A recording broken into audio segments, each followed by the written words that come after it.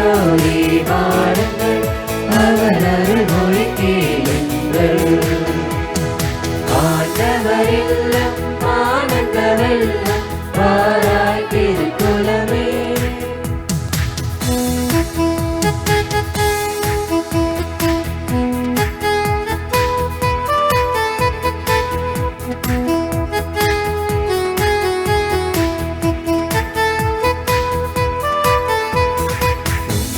இல்லங்களில் அமைதி மலர்க, உங்கள் இல்லங்களில் சமாதானம் பெறுக. உங்கள் உள்ளங்களில் அமைதி மலர்க, உங்கள் இல்லங்களில் சமாதானம் பெறுக. நீங்கள் யாவரும் நல்வாழ்வு பெறுக, நீங்கள் யாவரும் நல்வாழ்வு பெறுக. உறவுகள் வளம் பெறுக, உங்கள் உறவுகள் வளம் பெறுக. இறையாசி பெற்றோரே வாருங்கள், அவர் அருள்மொழி கேளுங்கள். இறையாசி பெற்றோரே வாருங்கள், அவர் அருள்மொழி கேளுங்கள். ஆண்டவர் இல்லம் ஆனந்த வெள்ளம் வாராய் திருக்குலமே.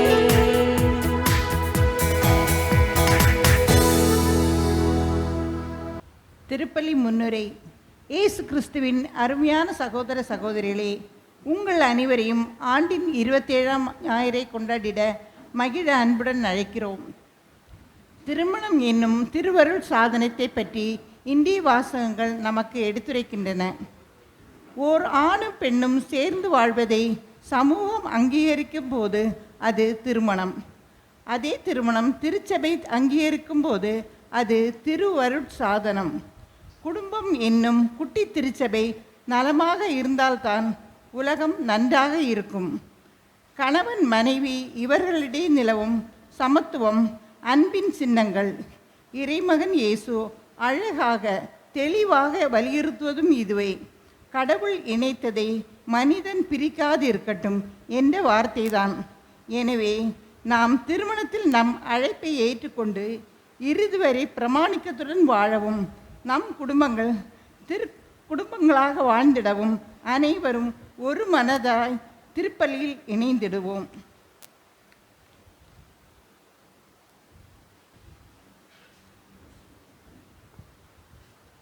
அன்பிற்குரியவர்களே, இன்றைய திருப்பலியானது தேவன் சர்வீசஸ் இவர்களுடைய தொழில் முன்னேற்றத்திற்காகவும், இறைவன் அவர்கள் வாழ்வில் செய்த அனைத்து நன்மைகளுக்கு நன்றியாகவும், David Raja, Rupa, Jayakumar Sagayam, Antony Cruz, மேக்பல் Christy, Dinesh Merlin Dias, Patrick Arokia Mary, Naveen Rajathi Paul, Henry Subha, Michael Athisaya Mary, Vijay Shaila, Daniel Soundarya, Maria இன்சென் இவர்கள் அனைவரும் இணைந்து இறைவன் செய்த அனைத்து நன்மைகளுக்காகவும் நன்றியாக ஒப்புக் கொடுக்கின்றனர். இவர்களோடு இணைந்து ஸ்ரீதர் விண்ணரசி மற்றும் சிறிய மலர் அல்ஃபோன்ஸ் இவர்களும் இறைவன் அவர்கள் வாழ்வில் செய்த அனைத்து நன்மைகளுக்கும் நன்றியாக ஒப்புக் கொடுக்கிறார்கள். இவர்களோடு இறந்த ஆன்மாக்கள் நினைவு கூறும் நாளில் அப்போலின் மேரி டயஸ், எஸ்ஏ பவுலின் ராயன், கிரேசர் மோத்தா, அருள்வளன், ஜோசப் சேவியர், பிரவீன்குமார் இவர்களுடைய ஆன்மா இறைவனில் நித்திய இளைப்பாற்றடைய வேண்டிக் கொள்வோம். இவர்களோடு இணைந்து பங்கு தந்தை, பங்கு மக்கள் நாம் ஒவ்வொருடைய தனிப்பட்ட கருத்துக்களும் இறைவன் கேட்க வேண்டும் என்று சொல்லி இணைந்து மன்றாடுவோம். தந்தை மகன் தூயாவியாரின் பெயராலே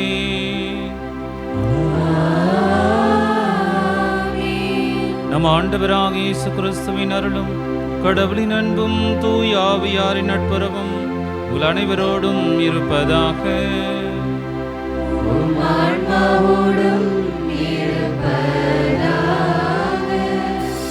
ஆண்டவர் அன்பார்ந்தவர்களே, திருமண வாழ்க்கையை பற்றியும் குடும்ப வாழ்க்கையை பற்றியும் தியானிக்க இன்றைய வாசகங்கள் நமக்கு அழைப்பு விடுக்கின்றன.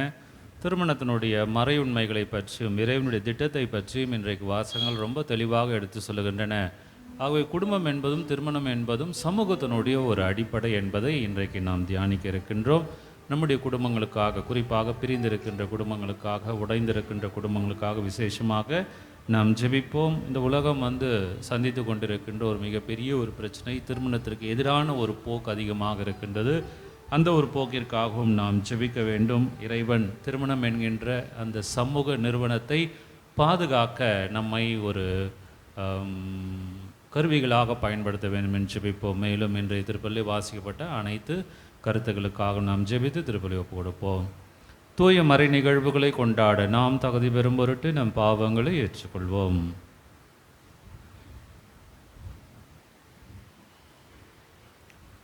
எல்லாம் அல்ல இறைவனிடமும் சகோதர சகோதரிகளிடமும் நான் பாவியை ஏற்றுக்கொள்கிறேன்.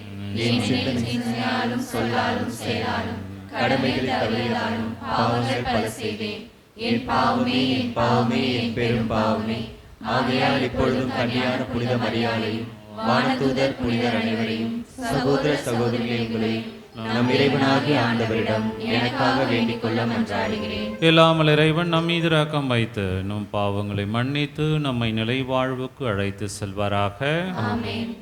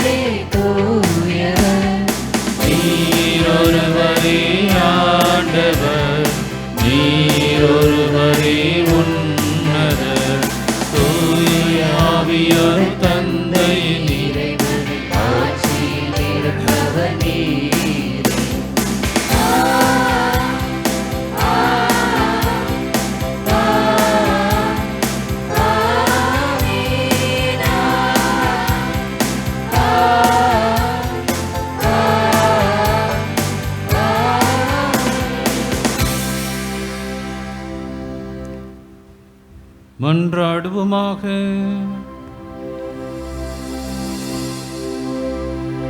என்றென்றும் உள்ள எல்லாம் அல்ல இறைவா, எங்கள் தகுதிக்கும் நாங்கள் விரும்பி கேட்பதற்கும் மேலாகவே உமது மிகுதியான பரிவிரக்கத்தால் எங்களுக்கு அருளுகின்றீர். அதனால் எங்கள் மீது உமது இரக்கத்தை பொழிந்து மனசான்றுக்கு அச்சம் விளைவிப்பவற்றை மன்னித்து நாங்கள் கேட்க தயங்கும் மன்றாட்டை நிறைவேற்றுவீராக. உம்மோடு தூயாவியாரின் ஒன்றிப்பில் ஒரு இறைவனா என்றென்றும் வாழ்ந்து ஆட்சி செய்கின்றவர் வழியாக உம்மை மன்றாடுகின்றோம்.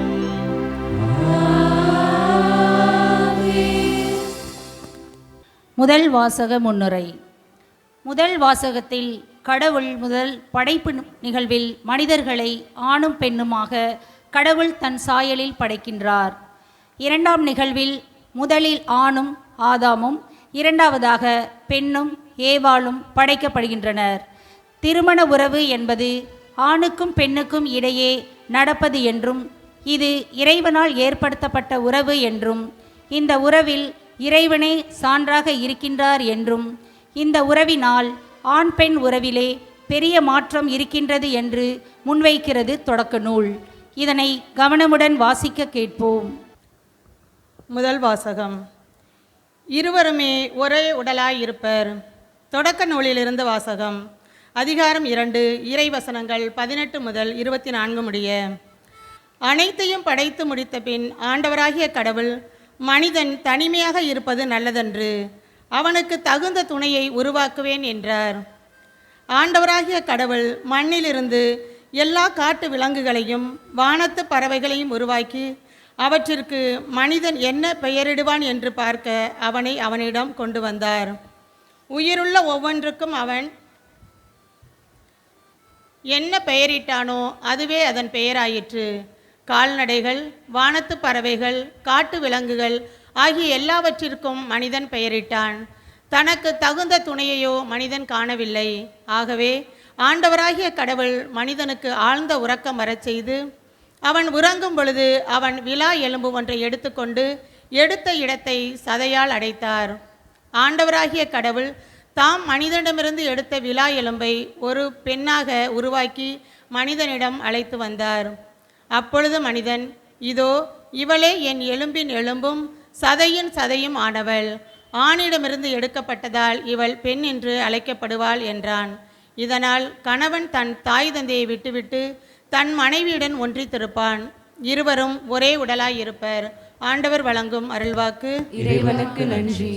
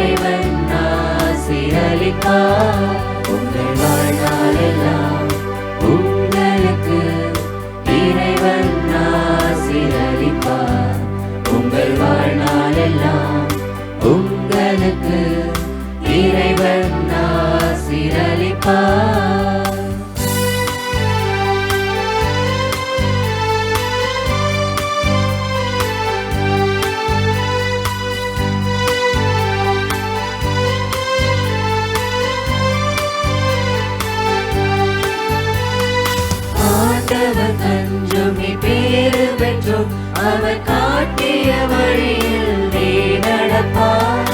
ஆண்டவர் கொஞ்சம் நீ பேறு பெற்றும் அவர் காட்டிய வழியில் நீ நடப்பார்.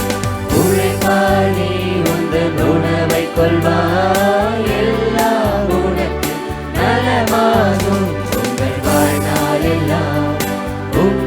உங்களுக்கு இறைவன் ஆசீரளிப்பார். உங்கள் வாழ்நாளெல்லாம் உங்களுக்கு இறைவன் ஆசீரளிப்பார்.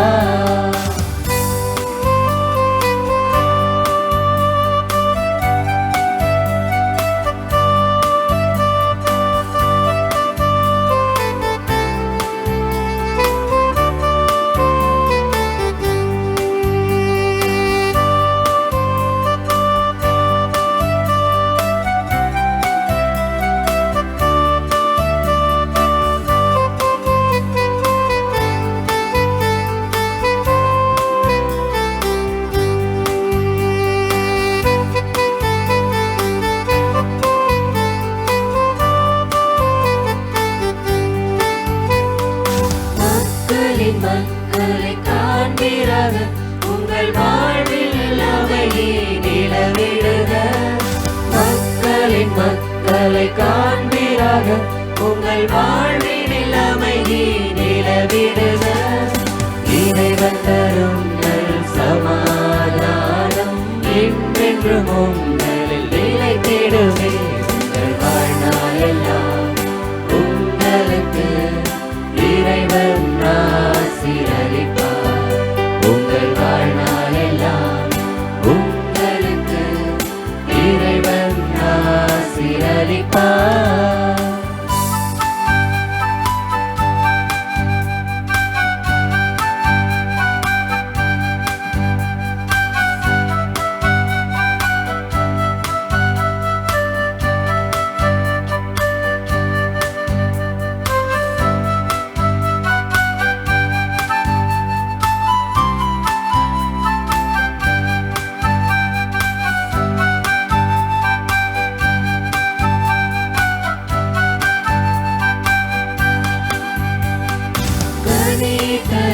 கொடி முந்திரி போல் உன் மனைவி வீட்டில் அமர்ந்திருப்பார். கனி தரும் கொடி முந்திரி போல் உன் மனைவி வீட்டில் அமர்ந்திருப்பார். ஒலிவர் கிளைகள் போல் உன் மக்கள் பண்பில் உன்னை சூழ்ந்திருப்பார். உங்கள் வாழ்நாளெல்லாம் உங்களுக்கு இறைவன் ஆசீரளிப்பார். உங்கள் வாழ்நாளெல்லாம் உங்களுக்கு இறைவன் ஆசீரளிப்பார். உங்கள் வாழ்நாளெல்லாம் உங்களுக்கு இறைவன் ஆசீரளிப்பார். உங்கள் வாழ்நாளெல்லாம் உங்களுக்கு இறைவன் ஆசீரளிப்பார்.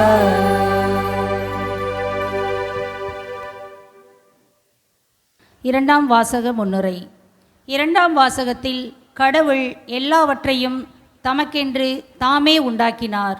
ஆக படைப்பு அனைத்தும் கடவுளுக்காக, அவரின் திருவுளம் நிறைவேற்றுவதற்காக படைக்கப்பட்டது.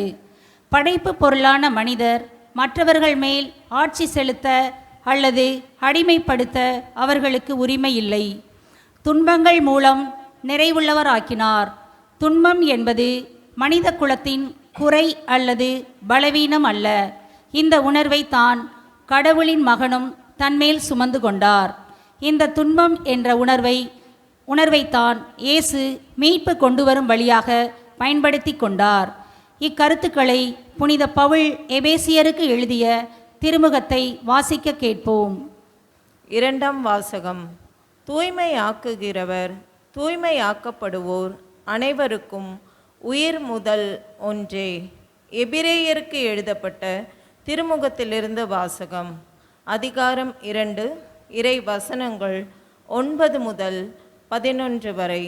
சகோதர சகோதரிகளே, நாம் காண்பதோ சிறிது காலம் வான தூதரை விட சற்று தாழ்ந்தவர் ஆக்கப்பட்ட இயேசுவையே.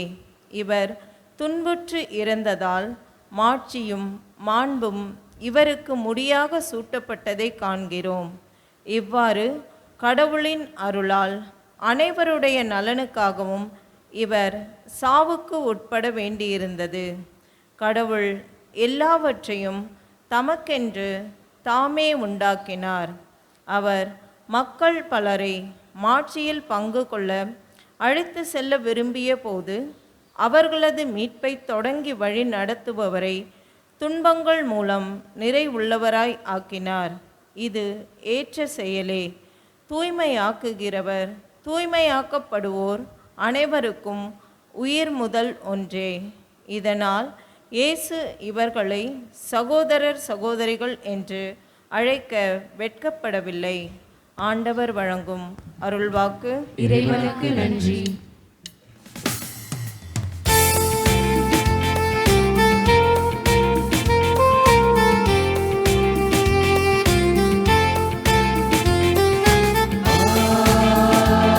Alleluia, Alleluia, Alleluia,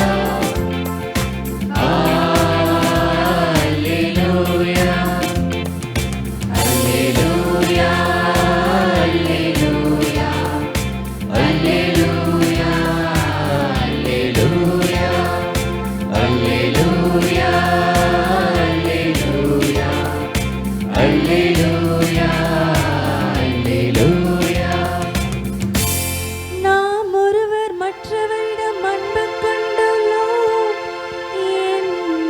என்றால் கடவுள் நம்மோடு இருந்திருப்பார். அவரது அன்பு நம்மிடம் நிறைவு பெறும்.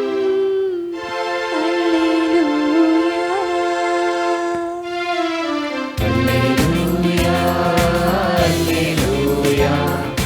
Alleluia, Alleluia.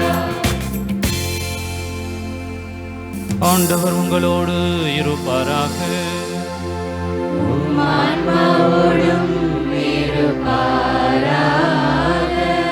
மார்க்கு எழுதிய நற்செய்தியிலிருந்து வாசகம்.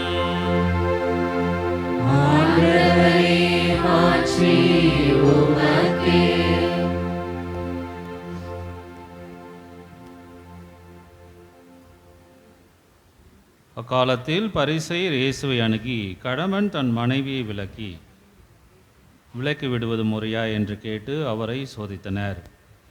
அவர் அவரிடம் மறுமொழியாக, மோசே உங்களுக்கு இட்ட கட்டளை என்ன என்று கேட்டார். அவர்கள், மோசே மனவிலக்கு சான்றிதழ் எழுதி அவரை விலக்கி விடலாம் என்று அனுமதி அளித்துள்ளார் என்று கூறினார்கள். அதற்கு இயேசு அவர்களிடம், உங்கள் கடின உள்ளத்தின் பொருட்டே அவர் இக்கட்டளை எழுதி வைத்தார். படைப்பின் தொடக்கத்திலேயே கடவுள் ஆணும் பெண்ணுமாக அவர்களை படைத்தார். இதனால் கணவன் தன் தாய் தந்தையை விட்டுவிட்டு தன் மனைவியுடன் ஒன்றித்திருப்பான். இருவரும் ஒரே உடலாயிருப்பர். இனி அவர்கள் இருவர் அல்ல, ஒரே உடல். எனவே கடவுள் இணைத்ததை மனிதர் பிரிக்காதிருக்கட்டும் என்றார். பின்னர் வீட்டில் இதை பற்றி மீண்டும் சீடர் அவரை கேட்டனர். இயேசு அவர்களை நோக்கி, தன் மனைவியை விலக்கிவிட்டு வேறொரு பெண்ணை மணப்பவன் எவனும் அவருக்கு எதிராக விபச்சாரம் செய்கிறான். தன் கணவரை விலக்கிவிட்டு வேறொருவரை மணக்கும் எவளும் விபச்சாரம் செய்கிறாள் என்றார். சிறு பிள்ளைகளை இயேசு தொட வேண்டும் என்று அவர்களை சிலர் அவரிடம் கொண்டு வந்தனர். சீடரோ அவர்களை அதட்டினர். இயேசு இதை கண்டு கோபம் கொண்டு, சிறு பிள்ளைகளை என்னிடம் வரவிடுங்கள், அவர்களை தடுக்காதீர்கள், ஏனெனில் இறையாட்சி இத்தகையோருக்கே உரியது. இறையாட்சியை சிறு பிள்ளையைப் போல் ஏற்றுக்கொள்ளாதோர் அதற்கு உட்பட மாட்டார் என உறுதியாக உங்களுக்கு சொல்கிறேன் என்றார். பிறகு அவர் அவர்களை அரவணைத்து தம் கைகளை அவர்கள் மீது வைத்து ஆசி வழங்கினார். இது கிறிஸ்து வழங்கும் நற்செய்தி. கிறிஸ்துவே உமக்கு புகழ். ஆண்டவர் அன்பார்ந்தவர்களே, நல்ல ஒரு சப்ஜெக்டை இன்னைக்கு கடவுள் கொடுத்துருக்காரு. 10 நிமிஷத்தில் முடிக்க முடியுமான்னு தெரில. நீங்கள் என்னைக்கு 10 நிமிஷத்தில் முடிச்சிருக்கீங்க, அப்படி தானே நினைக்கிறீங்க? இன்றைக்கி தியான பாடல் உங்களுக்கு அப்படியே கல்யாணத்தப்போ பாடின பாட்டுங்கள்லாம் ஞாபகம் வந்திருக்குன்னு நினைக்கிறேன். ஏன்னா வெட்டிங் மாஸில் இந்த பாட்டு தான் பாடுவாங்க. உங்கள் வாழ்நாள் எல்லாம், அப்புறம் கனி போல் திராட்சை போல் அப்படின்னு சொல்லி. ஸோ அது நமக்கு நினைவு வருகின்றது. இன்றைக்கு திருமணத்திற்கு முன்பாக இந்த முதல் வாசகத்தில் நேற்று டைனிங் ஹாலில் பேசிட்டு இருக்கும்போது ஜெரி ஃபாதர் சொன்னார், உங்கள் பங்குசாமியாரை பார்த்து, அண்ணன் நாளைக்கு உங்கள் சப்ஜெக்ட் தான் அப்படின்னு சொன்னார். உங்கள் சப்ஜெக்டா அப்படின்னு. அதுக்கப்புறம் தான், இல்லை மேரேஜ் டிவோர்ஸ் அதெல்லாம் நாங்கள் வழக்கமாக கிண்டல் பண்ணுவோம். ஜுடிஷியல் விகார் அப்படின்னா அவங்க அந்த திருச்சபையினுடைய சட்டத்தின்படி திருமண மன விலக்கு செய்து வைக்கிறது அவங்களோட வேலை. சேர்த்து வைக்கிறது எங்கள் வேலை, அத்து விடுறது உங்கள் வேலை அப்படின்னு சொல்லி நாங்கள் வந்து கிண்டலாக சொல்லுவோம் அவங்களுடைய வேலைகளை குறிப்பிட்டு. இப்போ இன்றைக்கு ஒரு முதல் வாசத்தில் பார்க்கும் பொழுது நம்ம அந்த நற்செய்தியில் இருக்கின்ற சப்ஜெக்ட்டுக்கு வரத்துக்கு முன்னாடி என்னென்னலாம் வந்து புதுமையான விஷயங்கள் எல்லாம் இங்கே பார்க்குறோம் அப்படின்னு.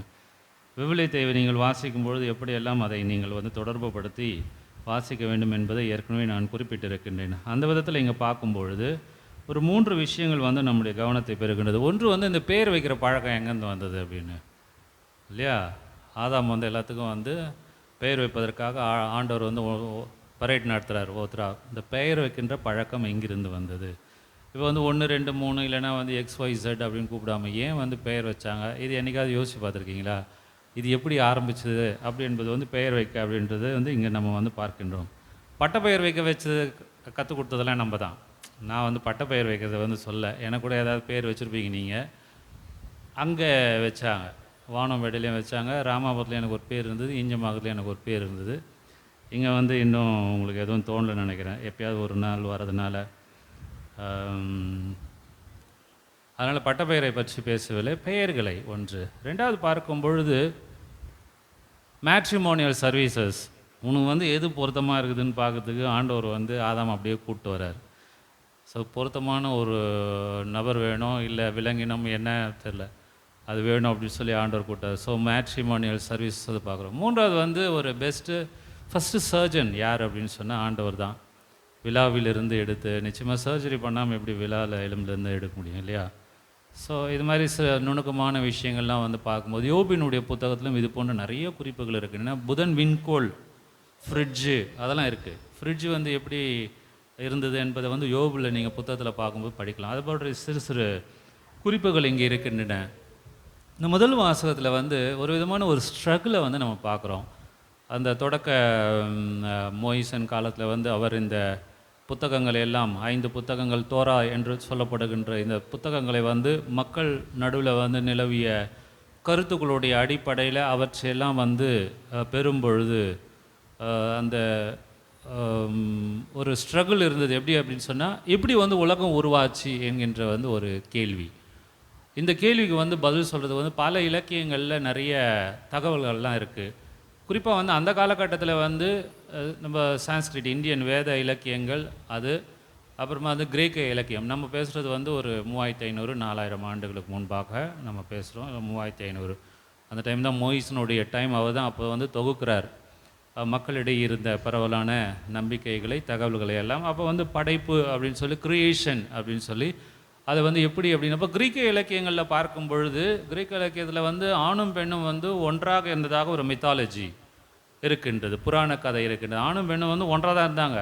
அதன் பிறகு வந்து அவங்க வந்து பொருத்தமான ஆணும் பெண்ணுமாக இருக்க வேண்டும் என்று அந்த கதை சொல்கின்றது. அதன் பிறகு பிரச்சனை அதிகமாகும்போது 2ஆக பிரிச்சுட்டு தனியாக்கிட்டு மறுபடியுமாக பொருத்தமான ஒன்றாக சேரணும் அப்படின்கின்ற ஒரு புராண கதை வந்து கிரேக்க இலக்கியத்தில் இருக்குது. அப்போ இருவரும் வந்து ஓருடல் ஆவர் அப்படிங்கிற ஒரு வார்த்தையினுடைய பின்புலம் எங்கிருந்து வருகின்றது அப்படி என்பது வந்து இது போன்ற தாக்கங்கள்லாம் வந்து நம்ம தவிர்க்கவே முடியாது. ஆண்டவருடைய வாயிலிருந்து அது சொல்லப்பட்டாலும் கூட. இப்போ கடந்த வாரத்தில் என்ன நம்ம நற்செய்தியில் யோசித்தோம், உன்னுடைய சகோதரனுக்கு இடரலாக இருக்கிறத விட நீ வந்து உன் கண்ணை பிடிங்கிடலாம், உன்னுடைய கையை வெட்டிடலாம் அப்படின்னு சொல்லி நீங்கள் வாசிங்க. அப்போது வந்து நம்ம அந்த மாதிரி செய்ய முடியுமா? செஞ்சால் எத்தனை பேர் வந்து கண்ணோடு இருப்பாங்க? நிச்சயமாக கிடையாது. அப்போ அதுக்கு வந்து ஒரு இலக்கிய பின்புலம் இருக்கின்றது. அது இந்த நேரத்தில் தேவையில்லை, அது டைம் கிடைக்கும்போது அதுக்கு நான் வந்து சொல்லுகின்றேன். அப்போ அதுவும் வந்து ஆண்டவர் அப்பொழுது அந்த ரபா என்று சொல்லப்படுகின்ற யூத குருக்கள் மத்தியில் இருந்த நம்பிக்கையும் அவருடைய யூத படிப்பினையும் மையப்படுத்தி அந்த ஒரு கான்செப்டை வந்து அவர் வைக்கிறார். அப்போ அதன் மூலமாக நம்ம புரிந்து கொள்ள வேண்டும் என்று. அதுபோல் கணவனும் மனைவியும் வந்து ஆணும் பெண்ணும் ஓருடலாக அப்படின்னு சொல்லும் பொழுது கிரேக்க இலக்கியத்தினுடைய ஒரு பின்புலம் அங்கே இருப்பதற்கு வந்து வாய்ப்பு இருக்கின்றது.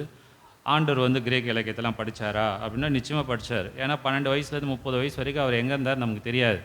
எங்கேயாவது உட்காந்து எல்லா புத்தகத்தையும் படிச்சிருப்பார். இல்லை அவருக்கு இயற்கையாகவே நிறைய ஞானத்தை கடவுளை வந்து கொடுத்துருக்காரு.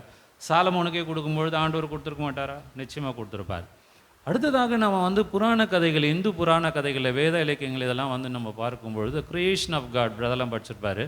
அதில் வந்து இந்த இப்போ பிரம்மன் அப்படின்னு சொல்லப்படுகின்றவர் வந்து ஒரு உலகத்தை படைக்கிறார். அந்த உலகத்தில் வந்து 75% இயற்கையாக இருக்கின்றது, 25% வந்து மனிதர்களாக படைப்பதாக அங்கே வந்து ஒரு புராண கதை இருக்கின்றது. 75 வருஷம் ஒருவேளை அந்த தண்ணீர் வந்து பூமியில் 3ல் 2 மடங்கா 4 மடங்கா எத்தனை மடங்கு இருக்குது? 2 மடங்கா? 3ல் 2 மடங்கா? 4ல் 3 மடங்கா? 3ல் 2 மடங்கு. அதனை நான் சொன்னேன், 3ல் 2 மடங்கு இருக்கின்ற. ஒருவேளை அதை வந்து மையப்படுத்தி அவங்க சொன்னாலும் தெரியாது. இப்போ 75% வந்து நேச்சர், 25% வந்து மனிதர்கள் அப்படின்னு சொல்லி அவர் வந்து படைக்கிறார். அதன் பிறகு அந்த 25 2 பகுதியாக பிரித்து ஆண் பெண் அப்படின்னு சொல்லி வந்து அங்கே உருவாக்குவதாக அந்த கதை சொல்லுகின்றது. இப்படி வந்து மனிதன் எப்படி உருவானான் அப்படி என்கின்ற ஒரு ஆவல் வந்து அந்த வேட்கை, அறிவுக்கான ஒரு வேட்கை வந்து எல்லா சமூகத்திலையுமே இருந்தது. அப்போ வந்து பலரும் பல விதமாக சொல்லுகின்றார்கள். அதன் பிறகு எப்படி வந்து தண்ணீரிலிருந்து உருவானது அப்படி என்று நாம் பார்க்கின்றோம். அதுக்கும் நிறைய வந்து கதைகள்லாம் இருக்கின்றன. அப்படி வந்து ஒரு நம்ம விவிலிய பார்வையில் நம்ம மூதாதையர்கள் வந்து எவ்வாறு, யூத மூதாதையர்கள் எவ்வாறு உலகத்தை இறைவன் படைத்தார் என்பதை வந்து சொல்வதற்காக இங்கே வந்து ஒரு அழகான ஒரு கதை போன்ற ஒரு நிகழ்வான அடிப்படையில் நமக்கு வந்து இங்கே சொல்லப்பட்டிருக்கின்றது. அப்போ மற்ற இலக்கியங்களோடு நம்ம ஒப்பிட்டு பார்க்கணும். மற்ற இலக்கியங்கள் இதெல்லாம் இருந்துச்சுன்னா நிச்சயமாக இருந்துச்சு. உதாரணத்துக்கு யோவா பெருவெள்ளம், இது மற்ற கில்கமேஷ் என்று சொல்லப்படுகின்ற சுமேரியன் இலக்கியமா இல்லை யூத கிரேக்க இலக்கியமான்னு தெரியல. கில்கமேஷ் என்கின்ற புத்தகம் இது மெசபட்டோமியான்னு நினைக்கிறாரு. அப்போது அந்த நாகரிகங்கள் தான் வந்து பெயர் போயிருந்தது. அப்போது யோபினுடைய நோவானுடைய காலத்தில் வந்து பெருவெள்ளம், டெலூஜ், அது வந்து அங்கே வந்து இருக்குது. இது போன்ற கதைகள்லாம் அப்படியே வந்து மற்ற இலக்கியங்களில் வந்து இருப்பதை நாம் வந்து தவிர்க்க முடியாது. அப்பேற்பட்ட ஒரு எப்படி மனிதன் உருவானான் அப்படி என்பது இங்கே சொல்லப்பட்டிருக்கின்றது. ஆனால் வந்து இதனுடைய டீட்டெயில்ஸ் வந்து என்ன அப்படின்னு நம்ம டீட்டெயில்ஸ்லாம் பார்த்தாலும் கூட இதனுடைய கருத்து என்ன அப்படி என்பதை நம்ம பார்க்கும் பொழுது ஒரு விஷயம் வந்து தெளிவாக தெரிகின்றது அன்பார்ந்தவர்களே. இது வந்து நம்ம பேசுகிற சிந்திக்கின்ற விஷயங்கள் வந்து உண்மையோடு 100% ஒத்து போதான்றது நமக்கு தேவையில்லை. நம்ம வந்து அதை பார்ப்பதற்காக நம்ம இங்கே வரல. கடவுள் வந்து என்ன செய்தியை சொல்கிறாருன்னு தான் பார்க்குறோம். அப்போ செய்தியை வந்து மோயிசனும் சரி அல்லது அவருக்கு முன்பாக இருந்தவர்களும் ரொம்ப தெளிவாக சொன்னாங்க. திருமணம் என்கின்ற ஒரு அமைப்பை வந்து கடவுள் தான் உருவாக்குனார். இதை வந்து யாருமே மறுக்கிறதுக்கு இல்லை. அந்த திருமணம் என்கின்ற அமைப்பு தான் வந்து சமூகத்தினுடைய அடிப்படையாக இருக்கின்றது. அப்போ அந்த சமூகத்தினுடைய அடிப்படையாக இருக்கின்ற திருமணத்தில் வந்து கணவனும் மனைவியும் ஆணும் பெண்ணுமாக இருக்கின்றார்கள். Note this point your honour, ஆணும் பெண்ணுமாக அப்படின்றது ரொம்ப ரொம்ப முக்கியம். ஏன்னா இப்போ இருக்கிற காலகட்டத்தில் வந்து ஆணும் பெண்ணும் பெண்ணும் அல்லது வந்து இரண்டும் கலந்து கல்யாணம் பண்ணிக்கிட்டு கல்யாணம் பண்ணிக்காமல் கோஆபிட்டேஷன் அப்படின்னு சொல்கிறாங்க, சேர்ந்து வாழ்வோம் ஆனால் குழந்தைங்க வேணாம் அப்படின்னு சொல்கிறாங்க. இது போன்ற ஒரு சூழ்நிலைகளில் ஒரு ஆணும் ஒரு பெண்ணும் சேர்ந்து ஒரு குடும்பத்தை ஏற்படுத்துகின்ற ஒரு அமைப்பை இறைவன் விரும்புகின்றார். எந்த காலத்திலையுமே இதுதான் அடிப்படையாக இருக்கும். நாகரிகத்தின் காரணமாக எவ்வளோ மாற்றங்கள் வந்தாலும் காட்ஸ் பிரின்சிபல், கடவுளுடைய அந்த கொள்கை அப்படி என்பது, இந்த உலகிற்கான நியதியின் கொள்கை அப்படி என்பது வந்து திருமணம் என்கின்ற சமூக அமைப்பை இறைவன் உருவாக்குகின்றார். அந்த திருமணத்தில் கணவனும் மனைவியும் இருக்க வேண்டும், அந்த கணவனும் மனைவியும் ஆணும் பெண்ணுமாக இருக்க வேண்டும் என்கின்ற அந்த செய்தியை வந்து இன்றைக்கு நம்ம பார்க்கும் பொழுது ஆண்டவர் வந்து நம்ம கொடுக்கின்றார். ஆனால் பல சமயத்தில் வந்து நாங்களே நினைப்போம், ஒரு சில பிரச்சனைகள்லாம் வரும் பொழுது இவங்க கல்யாணத்தை நம்ம தான் பண்ணி வச்சோம், பாவம் இப்போ பிரிஞ்சிருக்கிறாங்க, நம்ம நேரம் சரியில்லையா அவங்க நேரம் சரியில்லையா அப்படின்னு சொல்லுவோம். ஆனால் பார்த்தீங்கன்னா ஃபஸ்ட்டு மேரேஜ் பண்ணது இவர். ஆதாம் ஏவாளுடைய வாழ்க்கை மட்டும் எப்படி இருந்தது அப்படின்னு பார்த்தீங்கன்னா அவர் பண்ண மேரேஜே இப்படி இருக்குது, நம்ம பண்ணி வச்ச மேரேஜ் பரவாயில்ல அப்படி என்று நம்ம பார்த்து கொஞ்சம் மனசை வந்து நிறைவடைஞ்சிக்கலாம். ஆனால் உங்ககிட்ட வந்து சிம்பிளான ஒரு கேள்வியை வந்து நான் கேட்கணும்.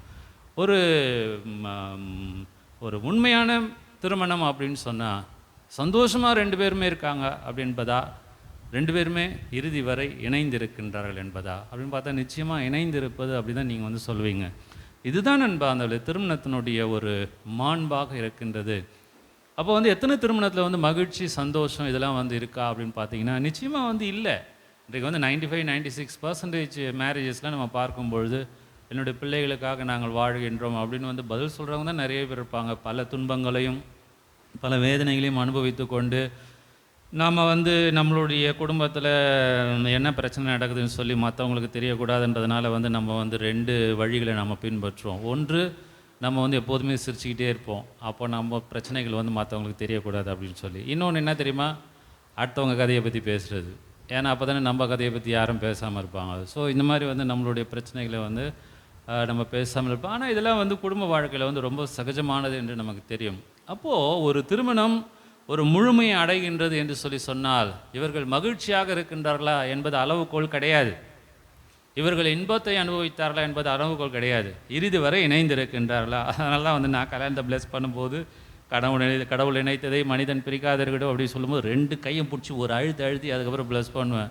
உங்கள் வீட்டில் யாருமே சரி இல்லை, நீங்களே இதுக்கு வந்து எதிராக சென்று விடக்கூடாது அப்படின்னு சொல்லி என்றைக்குமே நீங்கள் வந்து உறுதியாக இருக்க வேண்டும். ஆனால் இன்றைக்கு வந்து விவாகரத்து அதிகமாயிட்டு இருக்கு அப்படின்ற ஒரு செய்தி வந்து அது ஒரு பக்கம் இருக்குது. இங்கேயும் வந்து இன்றைக்கு செய்தியில் அதுதான் வந்து சொல்லப்பட்டிருக்கின்றது. ஆதாம் ஏவாளும் பார்க்கும்பொழுது அவங்க சந்திக்காத பிரச்சனையா, கடவுளுடைய சாபத்தையும் அவர்கள் சந்தித்தார்கள். அதன் பிறகு ரொம்ப ஒரு கம்ஃபர்ட் ஜோனில் இருந்த அந்த சிங்காரவனத்திலேருந்து அவர்கள் வெளியேற்றப்படுகின்றார்கள். அவங்களுடைய லொக்கேஷன் ஃபஸ்ட்டு மைக்ரேஷன், புலம்பெயர் வந்து எங்கே நடந்ததுன்னா இதுதான். இங்கேருந்து வந்து வக்கேட்டியம் தூக்கி வெளியில் ஆக்கிரமிச்சிட்டு இருக்காங்க அப்படின்னு சொல்லி தூக்கி வெளியில் போடுறாங்க அவங்கள. அப்போ அவங்களுடைய இடத்த வந்து அவர்கள் மாற்றுகின்றார்கள். ஆனால் அவர்களுடைய அந்த உழைப்பு என்கின்ற சாபத்திலும் கடவுளுடைய வாக்குறுதியை வந்து கட்டளை மீறினார்கள் என்பதையும் தாண்டி இருவரும் கடைசி வரை ஒன்றாக இருந்தார்கள். எனக்கு வந்து இந்த பாக்ஸிங்கில் ரொம்ப பிடிச்சது என்ன அப்படின்னா, நான் பாக்ஸிங் வந்து 7th 8th ரவுண்டு தான் நான் பார்ப்பேன். முதல்ல 2 ரவுண்டு வந்து முதல்ல 7 5 ரவுண்ட்லாம் சண்டை போடும்போது பார்த்திங்கன்னா நிறைய வேகம் இருக்கும். அந்த ரத்தம் வந்து துடிச்சிட்டு இருக்கும். அவனை அடித்து பல்ல உடைக்கணும், மூக்கை உடைக்கணும் அப்படின்னு சொல்லி அப்படிலாம் வந்து இருக்கும். ஃபஸ்ட் ரவுண்டில் நல்லா வேகம் இருக்கும், செகண்ட் ரவுண்டில் வேகம் இருக்கும், 3 4 5ன்னு போயிடும். 7வது ரவுண்ட் நீங்கள் பார்த்தீங்கன்னா அவனால் நிற்கவே முடியாது, இப்படி தான் நின்றுட்டுருப்பான். நின்றுட்டு அதன் பிறகு கடைசியில் 8வது ரவுண்ட் சண்டை போடும்போது 2 பேருமே ஒருத்தர் மேலே ஒருத்தர் சாஞ்சிக்குவாங்க. கரெக்டாக நீங்கள் பாக்ஸிங்லாம் பார்த்தீங்கன்னா, ஏன்னா 2 பேருக்குமே அந்த எனர்ஜி இருக்கவே இருக்காது. அவங்க வந்து அடிக்கிறது கூட கை தூக்க முடியாது. அப்படி என்ன பண்ணுவாங்க, இவருடைய தலைமையில் அவரும் யார் அப்போனன்ட்ஸ் 2 பேருமே வேறு நாடு, கணவன் மனைவி அது மாதிரி தான் இருக்கணும். நல்லா சண்டை போட்டுட்டு கடைசியில் 2 பேரும் ஒருத்தர் மேலே ஒருத்தர் சாயிற மாதிரி ஒருவர் மீது ஒருவர் சாய்ந்து அப்படின்னு சொல்லி பாட்டை பாடிக்கிட்டே அப்படியே போகணும். இதுதான் வந்து உங்களுடைய வாழ்க்கை. திருமணம் என்பது அதுதான். அதனால் எங்களுக்கு மறை மாவட்டம், எங்களுக்கு நண்பர்கள், எங்களுக்கு பங்கு அப்படின்னு இருந்தாலும் இதுதான் எங்களுடைய வாழ்க்கை. இறுதி வரை நிலைத்திருக்கிறவன் மீட்பு பெறுவான். இறுதி வரை நீங்கள் உங்களுடைய திருமண அர்ப்பணத்திற்கு உண்மை உள்ளவர்களாக இருக்கின்றீர்களா? அதான் முக்கியம். அது நன்மையோ தீமையோ, பிரச்சனை வருதா, என்ன வருது, லாபமோ நஷ்டமோ அல்லது துன்பமோ துயரமோ, அதெல்லாம் வந்து முக்கியம் இல்லை. ஆதாம் ஏவாள் நமக்கு சொல்லி தருவது இறுதி வரை நிலைத்திருப்பவன். எவ்வளவு துன்பங்கள் வந்தாலும் அதை ஏற்றுக்கொண்டு குடும்பத்தோடு வாழ்வது. இப்போ ஹேவிங் சைடு, இப்போ இன்றைக்கி நமக்கு ஆண்டவர் சொன்ன செய்தி வந்து, ஒன்று திருமணம் என்கின்ற ஆணும் பெண்ணும் கணவன் மனைவியாக அமைக்கின்ற குடும்பம் என்பது சமூகத்தினுடைய அடிப்படை என்பதை தியானித்தோம். 2வதாக திருமணத்தில் இறுதி வரை இணைத்திருப்பது என்பது தான் வந்து முக்கியமானது. அதான் திருமணத்துடைய நோக்கம் அப்படி என்பதை நாம் பார்த்தோம். இப்போ இன்றைக்கு காலகட்டத்தில் இந்த விவாகரத்து என்பது நமக்கு வந்து பொருந்துமா அப்படின்னு சொல்லிட்டு பார்த்தா நிச்சயமாக கிடையாது. ஏன்னா நான் வந்து கடந்த ஆண்டு வந்து லண்டனுக்கு நான் போயிருந்தேன். அங்கே வந்து நான் தங்கியிருந்த பங்கில் வந்து வின்சென்ட் பால் சபையை சார்ந்த ஒரு ஃபாதர் ஜோசப் அப்படின்னு சொல்லிட்டு அவர் தான் வந்து அங்கே பங்கு தந்தையாக இருக்கின்றார். அவர் சொல்கிறார், ஃபாதர் நான் இந்த பங்குக்கு வந்து 7 வருஷம் ஆச்சு, இது வரைக்கும் ஒரு கல்யாணம் கூட நான் பண்ணி வச்சதில்லை அப்படின்னு சொல்கிறார். அதுக்கு முன்னாடியும் ஒரு 7 வருஷம் கல்யாணமே இல்லையா. அப்போ ஒரு 15 வருஷம் ஒரு பங்கில் கல்யாணம் இல்லை அப்படின்னு சொன்னால் ஒரு திருச்சபை வந்து எப்படி வளரும்? அப்போ இவங்க யாருமே வந்து ஆணும் பெண்ணும் சேராமல் இருக்காங்களா, இல்லை வெறும் ஆண்களாகவே இருக்காங்களா, வெறும் பெண்களாகவே இருக்காங்களா, ஏன் இவங்க திருமணம் செஞ்சுக்கல அப்படின்னா, அந்த சாக்ரமெண்ட் அருள் அடையாளம் அப்படின்னு சொல்லி ரொம்ப அழகாக வந்து முன்னூரில் வாசிச்சாங்களே, அதன் மேலே அவங்களுக்கு நம்பிக்கை இல்லை. இதுதான் வந்து நடந்துட்டு இருக்கு. அப்போ நீ கல்யாணம் பண்ணாதானே விவாகத்தை பற்றி பேச முடியும். கல்யாணமே நான் பண்ணலையே, அப்புறம் எப்படி விவாகத்தை பற்றி பேச முடியும்? அப்போ ஆண்டவர் வந்து திருமணம் செய்து கொண்டவர்களுக்கு விவாகரத்து என்ன அப்படின்னு சொல்லும் பொழுது, இன்றைக்கு இருக்கின்ற நடைமுறையில் பார்க்கும் பொழுது பல குடும்பங்களே, குறிப்பாக யங்கர்ஸ் மத்தியில் வந்து இருக்கின்ற ஒன்று, தங்களுக்கு வந்து அந்த ஃபைனான்ஷியல் ஸ்டெபிலிட்டி இருக்கணும், அதுக்கப்புறம் என்னுடைய சாய்ஸஸில் வந்து யாருமே தலையிடக்கூடாது அப்படிங்கிற ஒரு சிந்தனையில் பார்க்கும்போது, கல்யாணம் நிறைய பேர் நம்மக்கிட்ட வந்து சொல்லுவாங்க, ஃபாதர் கொஞ்சம் எடுத்து சொல்லுங்கள் ஃபாதர், பேசுங்கன்னு சொல்லுங்கள். அப்புறம் இவங்களுக்கு எடுத்து சொல்லி இவங்களுக்கு திருமணம் பண்ணி வைக்கணும். அப்புறம் 6 மாதத்தில் பிரச்சனை ஆச்சுன்னா மறுபடியும் நம்மளை தான் கூப்பிடுவாங்க, ஃபாதர் நீங்கள் கூப்பிடுங்க, அவங்ககிட்ட ஏதாவது பேசுங்க. அப்போ கல்யாணத்துக்கு முன்னாடி கன்வின்ஸ் பண்ணுறதுக்கும் நம்ம தான் பேசணும், அதுக்கப்புறம் நீ சண்டை போட்டாலும் நம்ம தான் பேசணுமா? எங்களுக்கு வேறு வேலையே கிடையாது, இதுதான் எங்களுக்கு வேலையா? நான் சொல்வேன், அவங்களுக்கு விருப்பம் இருந்தால் யூ ப்ரொசீடு, விருப்பம் இல்லைன்னா கல்யாணமே பண்ணக்கூடாது. Consent is very important. அவங்களுடைய முழு சம்மதம் வேணும். யாருமே அவங்களை வற்புறுத்தக்கூடாது, வற்புறுத்த முடியாது. அதுவும் இன்றைக்கு வந்து ஏன் வந்து இந்த மாதிரி டிவோர்ஸ் அதெல்லாம் வந்து வருது என்று நீங்கள் நினைக்கின்றீர்கள் அன்பார்ந்த பெரியவங்களாம்? நீங்கள் வந்து ஒரு சூழ்நிலைக்கு தாண்டி அவ்வளோதான், இது வந்து பழகிடுச்சு அப்படின்னு சொல்லி நீங்கள் ஏற்றுக்கொள்வீர்கள். இப்போ அப்படி கிடையாது. I deserve more, I should have chosen someone else. என்னை விட இதை விட பெட்டராக வந்து என்னை பார்த்துக்கிற ஒருத்தன் வந்து எனக்கு வேணும், எனக்கு வந்து இதை விட அதிகமாக பெறுவதற்கான தகுதி இருக்குது அப்படிங்கிற சிந்தனை வந்து இளம் தலைமுறையிடம் அதிகமாக வருகின்றது. அப்போ அந்த சுதந்திரம் என்பதும் ஃபைனான்ஷியலாக வந்து தன்னிலை, ஏன்னா இதெல்லாம் பின்புலமாக நிறைய இருக்கின்றது. பல குடும்பங்களிலே நாம் வந்து பார்க்கின்றோம். இப்போ ஒரு கவர்மெண்ட் வேலை செய்கிறவங்க, 2 பேருமே வேலை செய்கிறவங்க, ஒரு வீட்டில் இருக்கிற பெண் அவங்க வந்து ஏறக்குறைய 1,20,000 சம்பளம் வாங்குறாங்க. ஆனால் அவங்களுடைய டெபிட் கார்டும் ஹஸ்பண்ட் கிட்ட தான் இருக்குது. அது மாதம் 3,000 கொடுக்குறாரு. இதில் தான் உனக்கு வந்து பஸ்ஸு பாஸ் வாங்குறது, அதுவரை இப்போ கவர்மெண்ட் வந்து உனக்கு ஃப்ரீ ஆகிடுச்சு, அதில் ஒரு 1,000 கட்டு போ, அப்புறம் உரிமை தொகைன்னு வருது, அதனால் வந்து உனக்கு மாதம் வந்து 2,000 2,500 1,20,000 சம்பாதிக்கிற ஒருத்தங்கிட்ட டெபிட் கார்டை பிடிங்கி வச்சுக்கிட்டு அவங்களுக்கு வந்து 1,500 2,000 தான் அப்படின்னு சொல்லிட்டு ஒரு பிச்சை போடுற மாதிரி கொடுத்தா திஸ் இஸ் டொமஸ்டிக் வயலன்ஸ். இப்படி தான் நிறைய ஒரு சில குடும்பம், நிறையன்னு சொல்ல முடியாது, ஒரு சில குடும்பங்களே நடந்து கொண்டு இருக்கின்றது. சரி, ஆண்களுக்கு கஷ்டம் இல்லையான்னு பார்த்தா ஆண்களுக்கு வந்து ஈஸியான ஒரு வழி என்ன அப்படின்னா, நீ எது பண்ணாலும் கரெக்டாக தான் இருக்கும் அப்படின்னு சொன்னால் பிரச்சனையே வராது. நீ பண்ணது தப்பு நீ எப்போ சொல்கிறியோ அப்போ தான் பிரச்சனை வரும். அப்போ என்ன பண்ணோம், எது சொன்னாலும் சரி, ஒருவேளை நான் தப்பாக சொல்லியிருந்தா சாரி, நீ எப்போவும் நல்ல முடிவை தான் எடுப்ப அப்படின்னு சொல்லிக்கிட்டே போயிட்டு இருந்தால் சண்டை வரவே வராது. இப்படி தான் வந்து ஆண்களுடைய வாழ்க்கை போகணும்.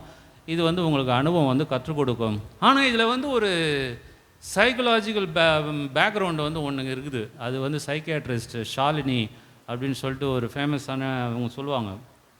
ஒரு ஆம்பளை பசங்க சின்ன வயசில் விளையாடும் பொழுது, பெண் குழந்தைகள் விளையாடும்பொழுது நீங்கள் பார்த்தீங்கன்னா 2 பேர் விளையாடுறதுல வந்து வித்தியாசம் இருக்கும். பெண் குழந்தைகள் வந்து அந்த செப்புலாம் வச்சுக்கிட்டு கிச்சனு, அதனால தான் அவங்க வீடுங்களில் பார்த்தீங்கன்னா ஹாலை விட கிச்சன் வந்து ரொம்ப சின்னதாக இருக்கும். ஆக்சுவலாக நீங்கள் வந்து கிச்சன் தான் நல்லா பெருசாக காட்டணும், பெட்ரூமை விட கிச்சன் தான் பெருசாக காட்டணும். நீங்கள் யோசிச்சு பாருங்கள், கால்குலேட் பண்ணி பாருங்கள், உங்களுடைய டைமிங்கில் வந்து ஒரு நாளைக்கு 24 மணி நேரத்தில் 12 மணி நேரம் நீங்கள் கிச்சனில் தான் இருக்கிறீங்க. அதனால் வந்து பெட்ரூம் பெருசாக கட்டணுமா, கிச்சன் பெருசாக கட்டணுமா? கிச்சன் தான் பெருசாக கட்டணும். ஆனால் நம்ம வந்து அதை வந்து சின்னதாக கட்டிடுவோம். இப்படியே ஒன் வே டிராஃபிக் மாதிரி போயிட்டு அப்படியே வர மாதிரி, இப்படி திரும்பினா இங்கே இடிக்கும், இப்படி திரும்பினா இங்கே இடிக்கும், இதில் வேறு டப்பா வரிசையாக நம்ம வந்து அடுக்கி வச்சுருப்போம். இப்போ அந்த மாதிரி என்ன சொல்கிறாங்கன்னா, ஒரு பெண் வந்து அந்த ஒரு பாத்திரங்களோடு விளையாடும் பொழுது she creates her own space அப்படின்னு சொல்கிறாங்க. That's a very beautiful concept. ஒரு பெண் வந்து தனக்குன்னு ஒரு ராஜ்யம், அந்த சின்ன வயசுலேயே இது என்னுடைய இடம், இது என்னுடைய கட்டுப்பாடு, இது என்னுடைய தீர்மானம் அப்படி என்பது வந்து அந்த சின்ன வயசுலேருந்தே வருதுன்னு சொல்கிறாங்க.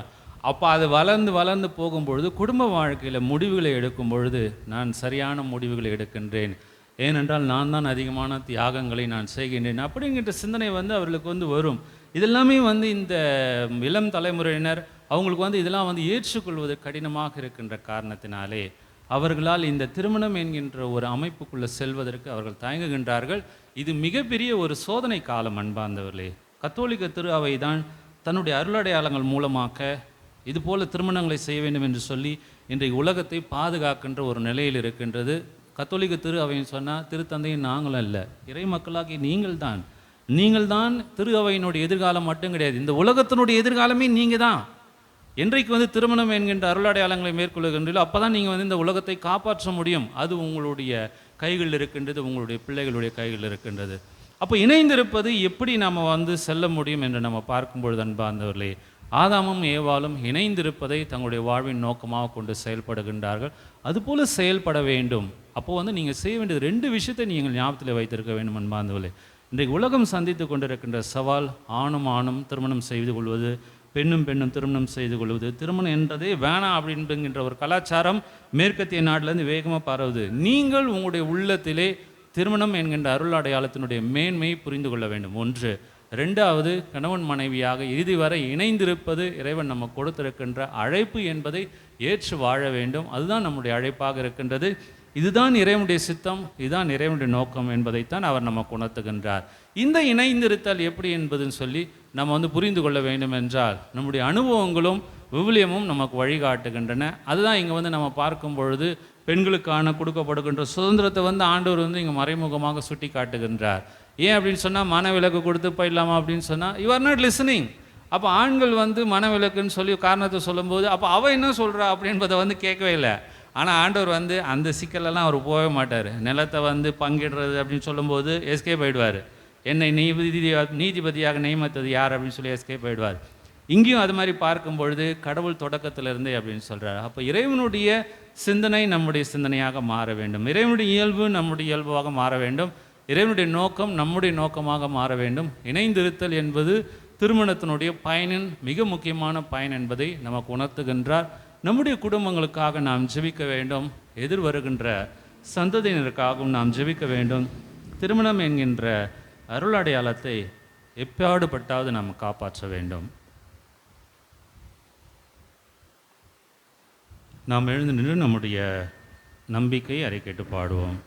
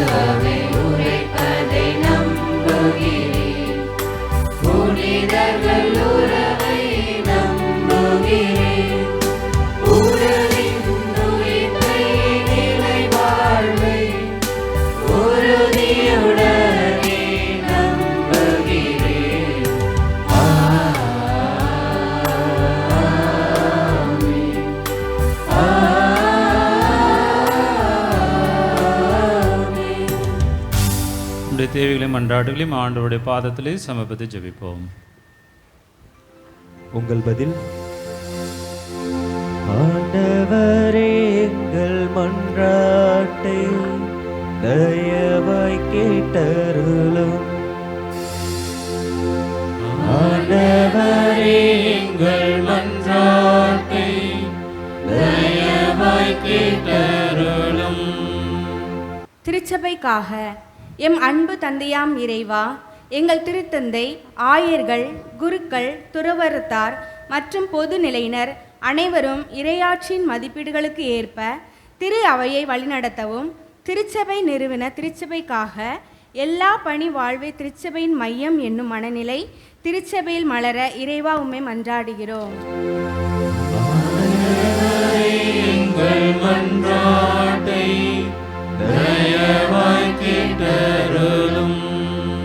எங்கள் சமூகத்திற்காக இன்றைய சமூகத்தில் காணப்படும் ஜாதி, மதம், இனம், மொழி வேறுபாடு, சுயநலம், ஏழை, பணக்காரன் போன்ற வேறுபாடுகள் திருச்சபையில் மறைந்து பரந்த உண்மையான கிறிஸ்து இயேசுவின் மனநிலை எல்லோரிலும் மலர, ஏழைகளின் வாழ்வு மலர, திருச்சபையில் பல மாற்றங்களை ஏற்படுத்தி பல முன்னேற்ற பாதையில் மக்களை வழிநடத்த வேண்டும் என்று ஆண்டவரே உம்மை மன்றாடுகிறோம். எங்கள் மன்றாட்டை தயவாய் இவர்களுக்காக. அன்பு தந்தையே இறைவா, இன்றைய நற்செய்தியின் மையமாய் அமைந்துள்ள குடும்ப வாழ்வும் இவ்வாழ்விற்கு மையமாய் விளங்கும் பெற்றோர்களை பேணி காத்து மறந்து போன இன்றைய மணவாழ்வு திருமணத்தின் புதுத தன்மையை குடும்ப வாழ்வின் மையத்தையும் உணர்ந்தவர்களாக தொடக்க கால கிறிஸ்தவர்களிடமிருந்து ஒன்றிப்பு வார்த்தை வழிபாடும் இன்று நம் அனைவரிலும் புதுப்பிக்க தேவையான அருளை பொழிய வேண்டுமென்று இறைவா உம்மை மன்றாடுகிறோம்.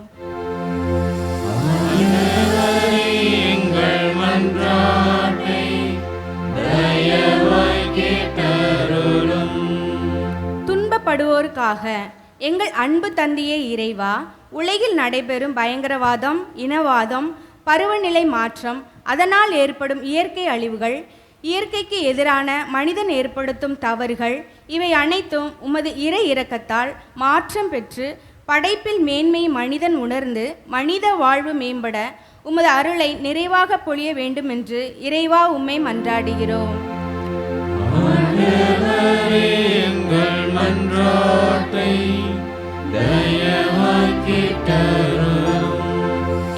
எம் இளம் சமுதாயத்திற்காக. இன்றைய நவீன காலத்தில் ஏற்படும் நவீன மாற்றத்திற்கு தங்களையே சுயத்தை இழந்து கலாச்சார சீர்கேடுகள், சமூகத்திற்கு எதிரான தீ சிந்தனைகள், இளமையில் இறைப்பிரசனத்தை உணராமல் எதிர்கால வாழ்வை இழந்த எம் இளையோர், சிறியோர் ஆகிய அனைவரும் கிறிஸ்தவ வாழ்வின் நெறிகளை பின்பற்றி வாழ வரமருள வேண்டுமென்று இறைவா உம்மை மன்றாடுகிறோம்.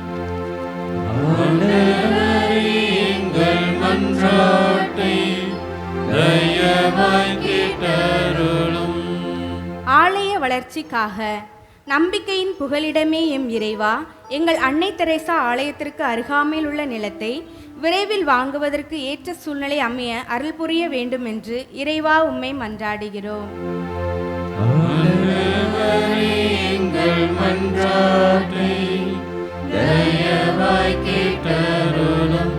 நம்முடைய தனிப்பட்ட தேவைகளுக்காக மௌனமாக ஜெபிப்போம். நம்முடைய குடும்பங்களுக்காக நாம் ஜெபிப்போம். குடும்பங்களில் இருக்கின்ற பலவிதமான உறவு சிக்கல்கள், பலவிதமான பொருளாதார நெருக்கடிகள், உறவு சம்பந்தப்பட்ட உறவினர் மத்தியில் இருக்கின்ற பிரச்சனைகள், அவற்றுக்காக அப்புறமா எந்த குடும்பங்கள் நமக்கு தெரிந்த குடும்பங்கள் பிரிந்து இருக்கின்றதோ, குறிப்பாக தங்களை புரிந்து கொள்ள போராடி கொண்டிருக்கின்ற இளம் தம்பதியினர், இவர்களுடைய போராட்டத்தினால் பாதிக்கப்படுகின்ற குழந்தைகள், அவர்களுக்காகவும் மற்றும் குழந்தை பாக்கியத்திற்காக ஏங்கி தவிப்போருக்காகவும் இந்த வேளையிலே உருக்கமாக ஜெபிப்போம்.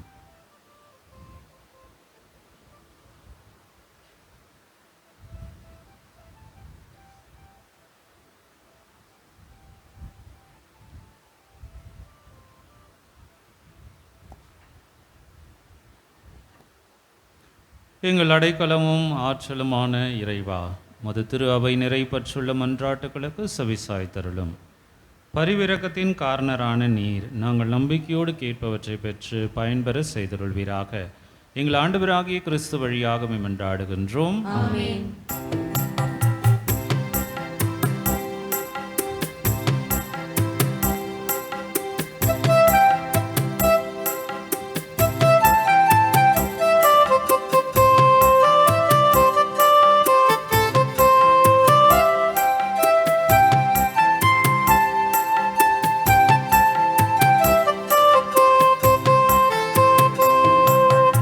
அன்போடு வந்தோம் காணிக்கை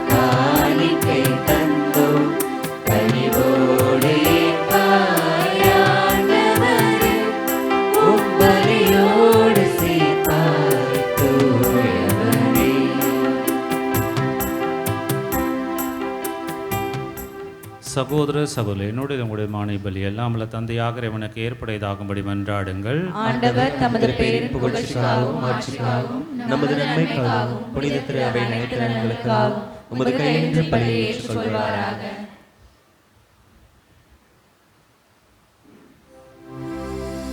அன்பார்ந்த ஆண்டவரே, உம் கட்டளைகளாலும் தூய மறை நிகழ்வுகளாலும் நிறுவப்பட்ட பலிகளை நீர் ஏற்றுக்கொள்ள உம்மை வேண்டுகின்றோம்.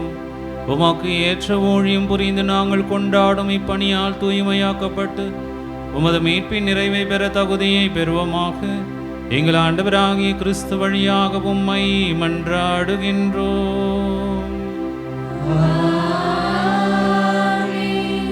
ஆண்டவர் உங்களோடு இருப்பாராக.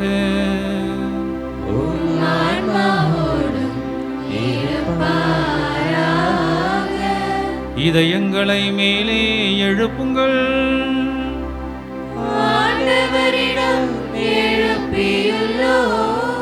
நம் இறைவனாகிய ஆண்டவருக்கு நன்றி கூறுவோம்.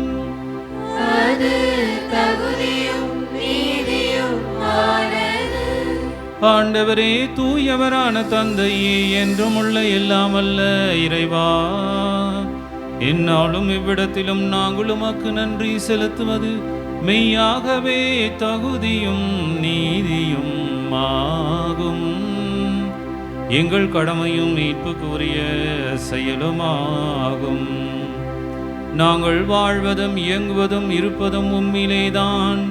இந்த உடலோடு வாழ்கையில் உமது பரிவிரக்கத்தின் பயன்களை மட்டுமே நாங்கள் நாள்தோறும் அனுபவிப்பதோடன்றி இப்பொழுதே நிலை வாழ்வின் பிணையையும் கொண்டுள்ளோம். ஏனெனில் உம் ஆவியாரின் முதற்கனிகளை பெற்றுள்ள நாங்கள் பாஸ்கா மறை நிகழ்வின் பயன் எங்களுக்கு என்றும் உண்டு என நம்புகின்றோம். அந்த ஆவியார் வழியாகவே நீர் இயேசுவை சாவினின்று உயிர்த்தெழ செய்தீர். ஆகவே நாங்கள் வானதூதர் அனைவரோடும் சேர்ந்து உம்மை புகழ்ந்தேத்தி அக்களித்து கொண்டாடி ஆர்வரித்து பாடுவதாவது: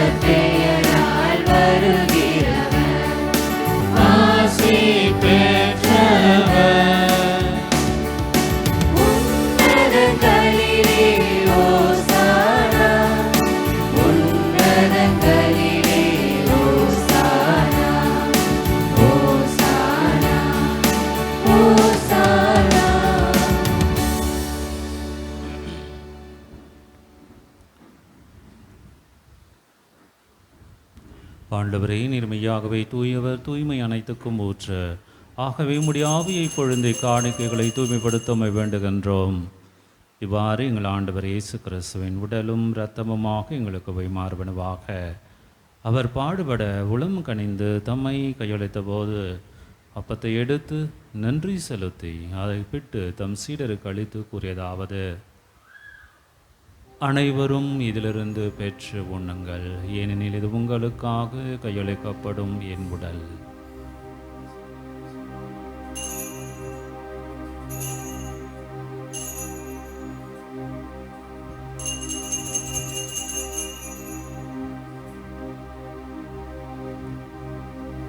வண்ணம் இரவு விருந்தை அருந்திய பின் கிண்ணத்தையும் எடுத்து மீண்டும் உமக்கு நன்றி கூறி தம் சீடர்களுக்கு அளித்து அவர் கூறியதாவது: அனைவரும் இதிலிருந்து பெற்று பருகுங்கள், ஏனெனில் இது புதிய நிலையான உடன்படிக்கைக்கு உரிய என் இரத்தத்தின் கிண்ணம்.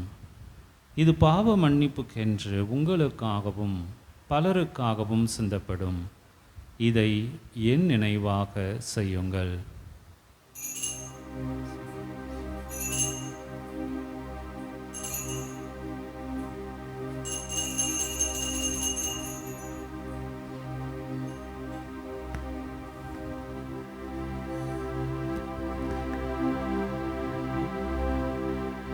நம்பிக்கையின் மறைபொருள்.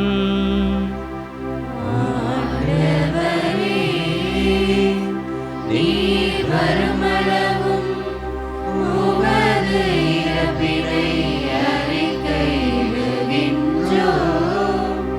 உமது உயிர்ப்பினையும் எடுத்துரைக்கின்றோம். ஆகவே ஆண்டவரை, நாங்கள் கிறிஸ்துவின் இறப்பினையும் உயிர்ப்பினையும் நினைவு கூர்ந்து வாழ்வு தரும் அப்பத்தையும் மீட்பளிக்கும் கிண்ணத்தையும் கொடுக்கின்றோம். உம் திருமுன் நின்று உமக்கு ஊழியம் புரிய தகுந்தவர்கள் என எங்களை ஏற்றுக்கொண்டீர். எனவே உமக்கு நன்றி செலுத்துகின்றோம். மேலும் கிறிஸ்துவின் உடலிலும் இரத்தத்திலும் பங்குள்ளும் எங்களை தூய ஆவியார் ஒன்று சேர்க்க வேண்டும் என உம்மை தாழ்மையுடன் மன்றாடுகின்றோம். ஆண்டவரை, உலகெங்கும் பரவியிருக்கும் உமது திரு அவையின் நினைவு கூர்ந்தருளும். எங்கள் திருத்தந்தை பிரான்சிஸ், எங்கள் ஆயர் நீதிநாதன், எல்லா திருநிலையினர் ஆகிய அனைவரோடும் உமது திரு அவை அன்பில் நிறைவு பெற செய்தருளும். மேலும் உயிர்த்தெழும் எதிர்நோக்குடன் துயில் கொள்ளும் எங்கள் சகோதரர் சகோதரிகளையும் இறந்தோர் அனைவரையும் இரக்கத்துடன் நினைவு கூர்ந்து உமது திருமுக ஒளியினுள் ஏற்றருளும். எங்கள் அனைவர் மீதும் இரக்கமாயிரும். கடவுளின் கன்னித்தாயான புனித மரியா, அவருடைய கணவரான புனித யோசேப்பு, புனித திருத்தூதர்கள், இவ்வுலகில் மொக்குகந்தவராயிருந்தோர் ஆகிய புனிதர் அனைவருடனும் நாங்கள் நிலைவாழ்வில் பங்கு கொள்ளும் தகுதி பெற்று உம் திருமகன் இயேசு கிறிஸ்து வழியாக உம்மை புகழ்ந்தேத்தும் வரம் அருள உம்மை மன்றாடுகின்றோம்.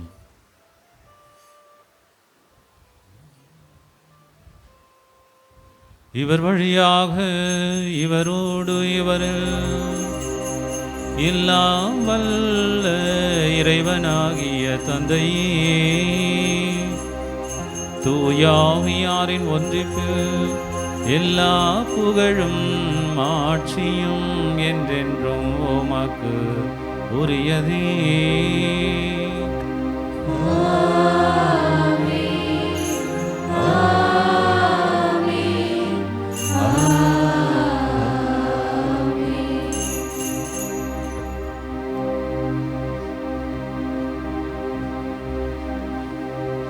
மீட்பரின் கட்டளையால் கற்பிக்கப்பட்டு இறை படிப்பனையால் பயிற்சி பெற்ற நாம் துணிந்து பாடுவோம். விண்ணுலகில் இருக்கிற எங்கள் தந்தையே, உமது பெயர் தூயதென போற்றப் பெறுக. உமது ஆட்சி வருக.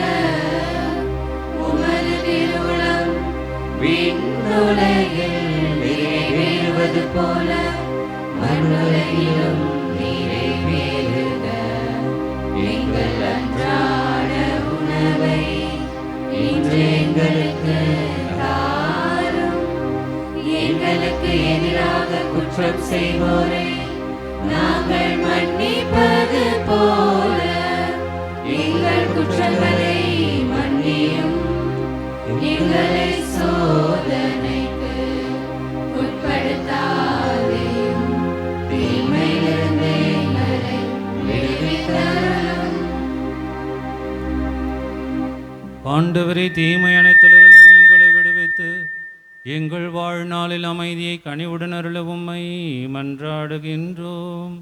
உமது இரக்கத்தின் உதவியால் நாங்கள் பாவத்தில் இருந்து எப்போதும் விடுதலை பெற்று யாதொரு கலக்கமும் இன்றி நலமாயிருப்போமாக. நாங்கள் எதிர்நோக்கி இருக்கும் பேரின்பத்துக்காகவும் எம் மீட்பராகிய இயேசு கிறிஸ்துவின் வருகைக்காகவும் காத்திருக்கின்றோம். ஏனெனில் ஆட்சியும் வல்லமையும் மாட்சியும் என்றென்றும் உமதே. ஆண்டவரே இயேசு கிறிஸ்துவே, அமைதியை உங்களுக்கு விட்டு செல்கின்றேன், என் அமைதியை உங்களுக்கு அளிக்கின்றேன் என்றும் திருத்தூதர்களுக்கும் ஒழிந்தீரே. எங்கள் பாவங்களை பாராமல் உமது திரு அவையின் நம்பிக்கையை கண்ணோக்கி உமது திருவுள்ளத்திற்கு ஏற்ப அதற்கு அமைதியையும் ஒற்றுமையும் அளித்தருள்வீராக. என்றென்று வாழ்ந்து ஆட்சி செய்கின்றவர் நீரே. ஆண்டவருடைய அமைதி உங்களோடு என்றும் இருப்பதாக. ஆன்மாவோடும் இருப்பதாக. ஒருவருக்கொருவர் அமைதியை பகிர்ந்து கொள்வோம்.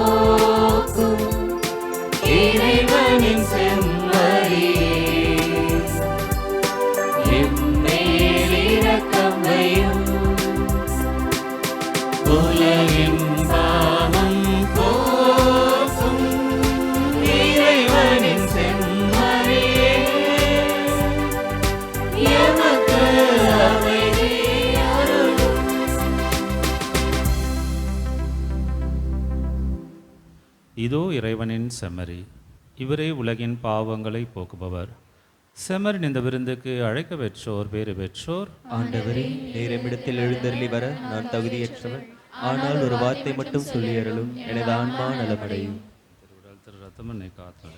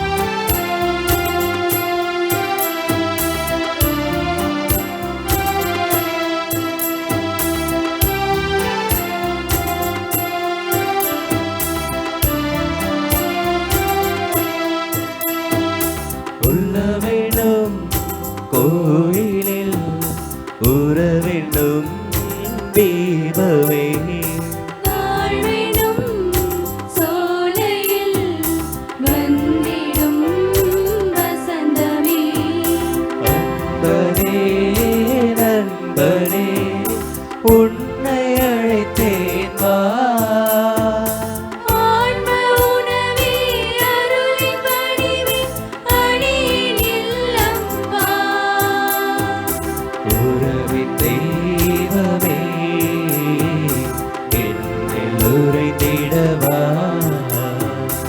அன்பின் சங்கமமே என்னில் தங்கிடவா ஒன்று உலகில் தேடி அலைந்து நான் திரிந்தேன் உறவே நீ என்றார் அன்பு தெய்வமே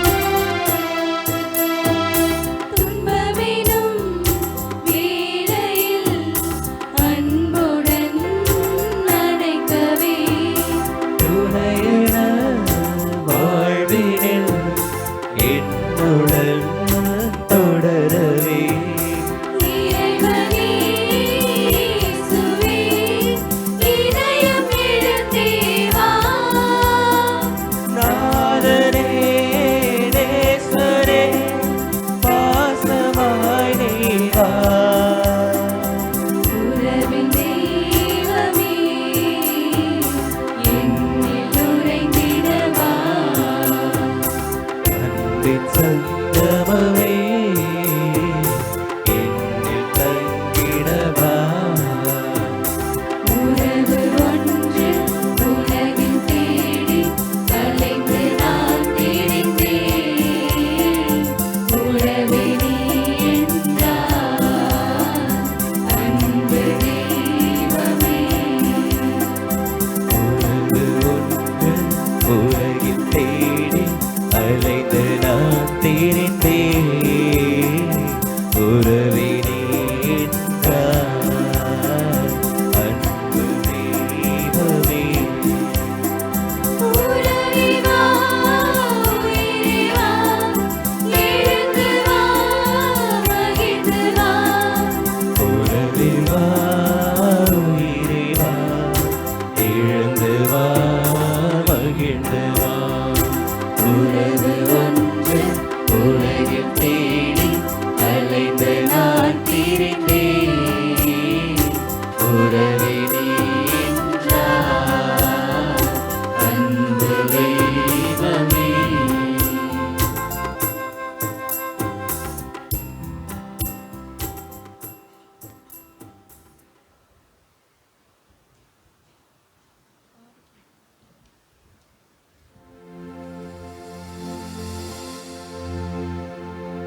கிறிஸ்துவின் ஆன்மாவே என்னை புனிதமாக்கும் கிறிஸ்துவின் திருவுடலே என்னை மீட்டருளும் கிறிஸ்துவின் திருரத்தமே எனக்கு எழுச்சியூட்டும் கிறிஸ்துவின் விழாவின் தண்ணீரே என்னை கழுவிடுமே கிறிஸ்துவின் பாடுகளே என்னை தேற்றிடுமே ஓ நல்ல இயேசுவே எனக்கு செவிசாயும் உம் திருக்காயங்களுள்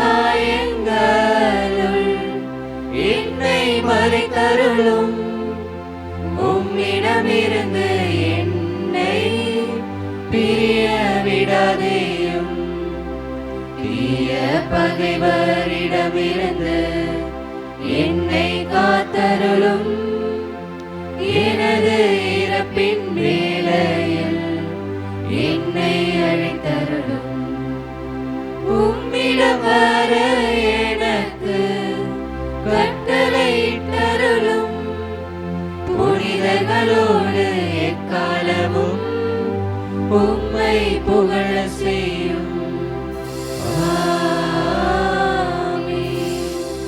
புனித அன்னை தெரசாவிடம் மன்றாட்டு. இரக்கத்தின் அன்னையே, அன்னை தெரசாவே, ஆதரவற்றவர்களின் தாயே, எளியோரின் அடைக்கலமே, துயருவோரின் ஆறுதலே, அனாதை குழந்தைகளின் ஆதரவே, உம்மை தேடுபவர்களின் துயத்துடைக்கும் அன்னையே, எங்கள் மேல் மனமிரங்கும். எங்கள் துன்பத் துயரங்கள், வேதனை சோதனைகள், தேவைகள் அனைத்தும் நீர் அறிந்திருக்கிறீர். உன் தாயன்பில் நம்பிக்கை வைத்து உம்மை நாடி வரும் எங்கள் அனைவரின் உடல் உள்ளம் நலம் பெற உதவி புரியும். எம் தேவைகளை கடைக்கண் நோக்கும்.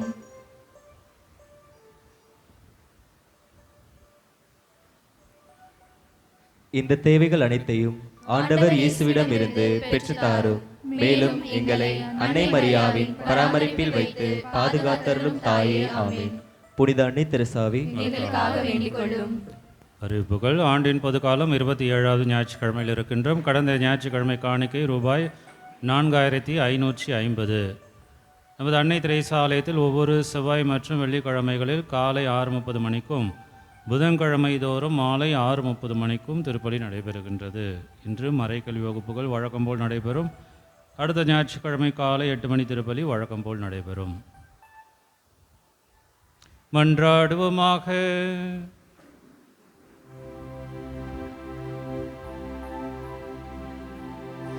எல்லாம் வல்ல இறைவா, நாங்கள் பெற்றுக்கொண்ட கிறிஸ்துவின் அருளுடையாளத்தால் புத்துணர்வும் ஊட்டமும் பெறுகின்றோம்.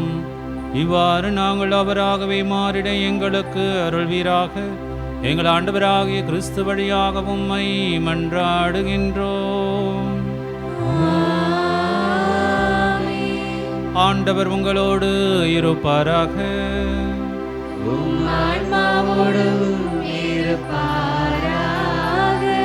எல்லாம் வல்ல இறைவன் தந்தை மகன் தூயாவியார் உங்கள் ஒவ்வொருவரையும் நிறைவாய் ஆசீர்வதிப்பாராக. சென்று வாழுங்கள். திருப்பலி நிறைவேறிற்று. இறைவனுக்கு நன்றி.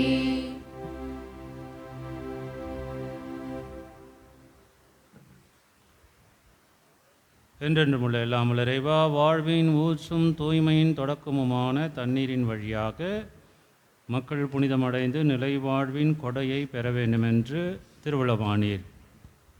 இத்தண்ணீரை புனிதப்படுத்தி அருள உம்மை வேண்டுகின்றோம். ஆண்டவரே, உமது நாளாக இன்று உமது அருள் காவலை பெற விரும்புகின்றோம்.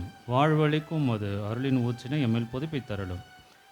இத்தண்ணீரினால் எங்கள் உள்ளத்தையும் உடலையும் தீமை அனைத்திலிருந்தும் காத்தருள்வீராக. இவ்வாறு நாங்கள் தூய இதயத்துடன் உம்மை அணுகி வரவும் உமது மீட்பை பெற்றுக்கொள்ளவும் தகுதியை பெறுவோமாக. எல்லாமல் இறைவா, தண்ணீர் வளம் பெற அதில் ஒப்பிட வேண்டுமென்று இறைவாக்கினர் எலிசா வழியாக கற்பித்தீர். உமது படைப்பு பொருளாகிய இந்த உப்பை பரிவிறக்கத்துடன் புனிதப்படுத்தியருள உம்மை தாழ்மையுடன் வேண்டுகின்றோம். ஆண்டவரே, உப்பு கலந்த இந்த தண்ணீர் தெளிக்கப்படும் இடமெல்லாம் தீயோனின் தாக்குதல் அனைத்தும் தோல்வியுற செய்வீராக. உமது தூயாவியாருடனிருந்து எங்களை இடையராது என்றும் காத்தருள்வாராக. எங்கள் ஆண்டவராகிய கிறிஸ்து வழியாக மன்றாடுகின்றோம். ஆமென்.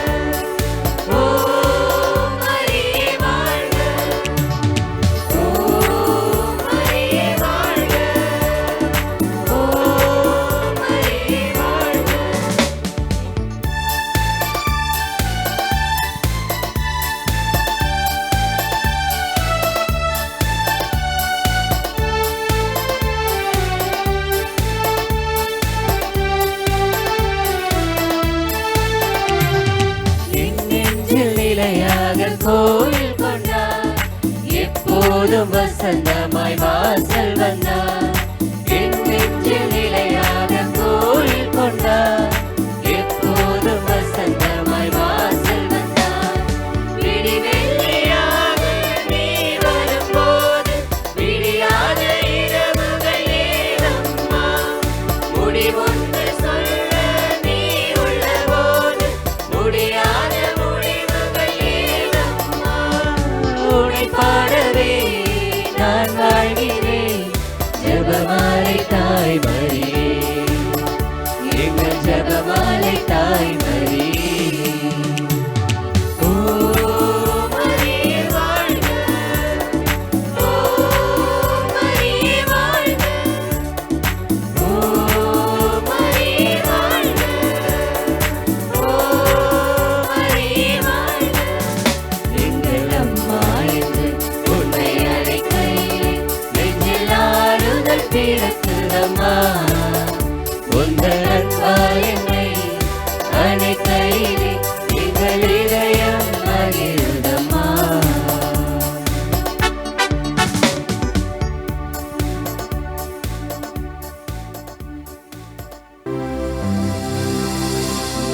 நிலையான புகழுக்குரிய தூய்மை மிகு நற்கருணைக்கு எல்லா காலமும் ஆராதனையும் புகழும் மாட்சியும் உண்டாக கடவது.